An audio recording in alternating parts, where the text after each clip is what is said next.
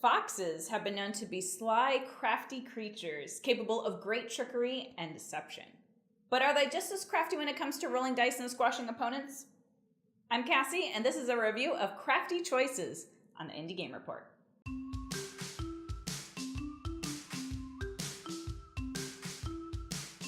In Crafty Choices, players are in control of foxes racing their way around the board, trying to be the first player to get all of their foxes to the finish line first.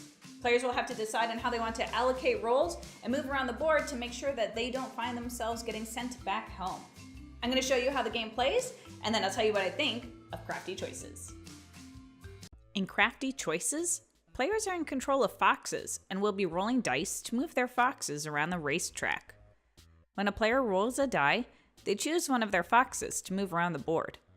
If they land on an entry to the center track, they may attempt to enter it on a future turn by successfully rolling a 1. If a player rolls a die that they want to use in the future, or they just don't want to use it right now, they may reserve it up to 3 dice total, instead of using it the turn it's rolled. If a player lands on an opponent's fox, they send the fox all the way back to its start space. Eventually, a player will have all of their foxes reach the finish space, and that player will be the winner of Crafty Choices.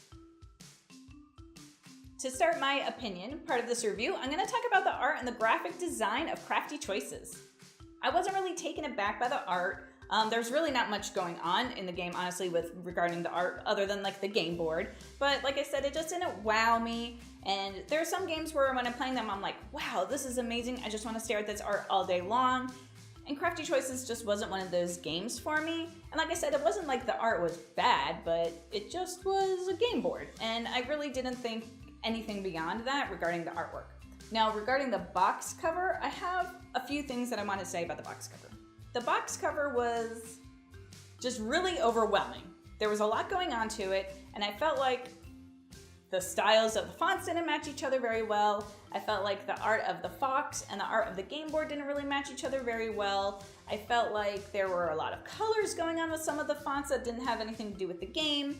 And even like the back of the box seemed very busy. There was a lot of information, and it just, you know, if I saw this sitting on a shelf somewhere, I probably would not have grabbed it, simply because of just how overwhelming the box cover looked to me.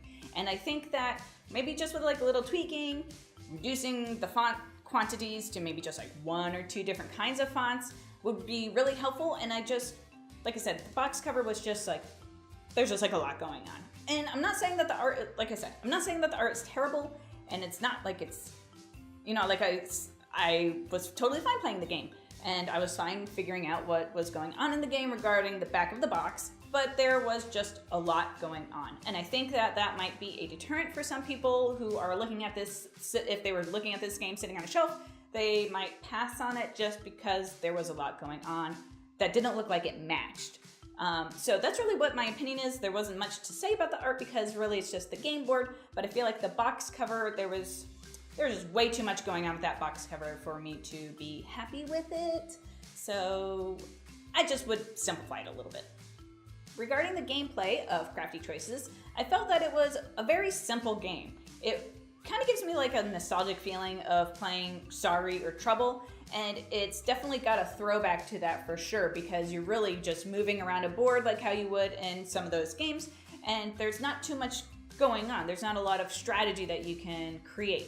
There is a little bit of variant with it compared to Sorry and Trouble, because you can roll dice and save dice for future turns. You can move within the board, move around the edge of the board. You have to have a 1 to enter the inside of the board, but then once you're inside the board, you can exit at any point, and you can enter at any point. And so there were a couple of differences, but it wasn't like I was like, this is a brand new, totally different game. It definitely felt a lot like those games that I've played when I was younger, and it just like has this nostalgic throwback feeling. This is a game that would work really well for families that are looking to add a modern game to their collection, but they're not looking to go really in depth with the kind of strategy and mechanics that a lot of the games that are coming out nowadays can offer, but they still want something new, and they're tired of just playing the same old games that are on their shelf.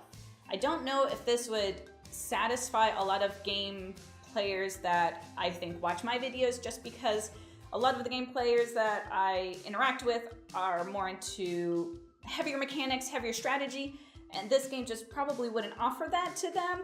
This is more of a very, very light family game for you to play with. I would say this is good for playing with younger kids that are into games like Candyland and, again, Sorry. It's got a little bit of take that, not too much. You can save your dice for later so you don't feel stuck. And it satisfies a lot of things that make kids upset when they're playing some of those other games that I've talked about, like, the nostalgic ones. But it's not too far off from those games where it feels totally new and different. So it's hard for me to say if this is a game that I would keep playing, just because it's definitely a game I would bring out when I'm playing with people who aren't familiar with some of these newer games but want to play something different. But I don't think I would be bringing this game out to play with my regular gaming friends, because it just doesn't offer that kind of strategy that most of us are looking for, us being me and my friends.